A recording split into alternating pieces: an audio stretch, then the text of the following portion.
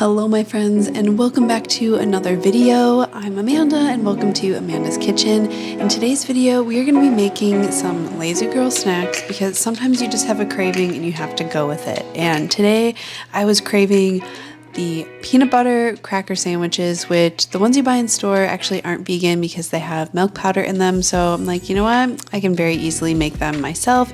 And I did use sweetened peanut butter with this just for that nostalgic feel, but really all I did was sandwich like maybe a half a tablespoon of the sweetened peanut butter in between Ritz crackers and enjoyed. And I know this is super simple, but it's a great make-ahead snack and it hit perfectly. It was so satisfying, so easy to make, and very nostalgic and delicious. This next recipe that we are going to be making today is a yogurt bite, and this yogurt bite is just really simple again. It's a frozen yogurt bite. Use whatever fruit you like and just mix it with yogurt and freeze. And I had some strawberries I needed to use up, and I had this vanilla bean yogurt from Trader Joe's and decided to add some cacao nibs just to kind of make it a more like chocolate covered strawberry vibe, and that was really delicious. I very much enjoyed it. So you mix all these ingredients together and then I just spooned them out on the baking tray in like tablespoon size, and like this yogurt was kind of thin, and if I were to make this again I would use a silicone mold. I have a mini muffin mold and I think that would be a lot nicer for their shape and eatability, but these were still fantastic this way.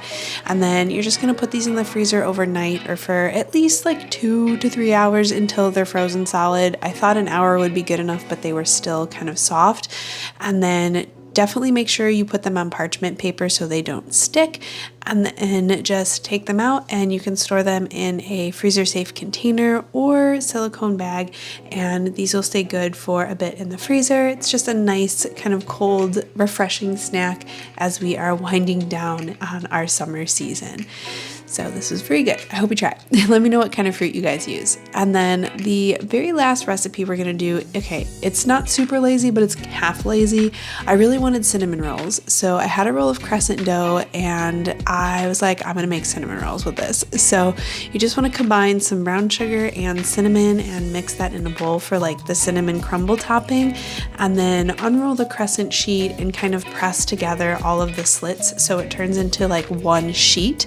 And then you're going to spread about a quarter cup of non-dairy butter all across the crescent roll. And like you could melt the butter. I tried this again and I used about half of the butter and melted it just because I was running low on butter and wanted to make it again, and it was still just as delicious. And then you're going to just sprinkle that crumble on top of the butter and then tightly roll. Again, definitely recommend using the parchment paper. It makes it a lot easier to roll.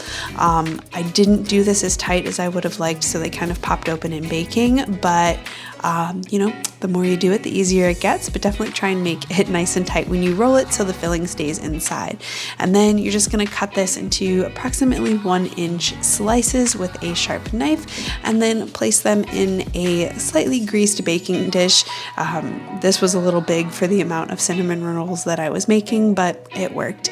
And I didn't want to heat up the house, so I used my oven and made these at 375 for about 20 minutes.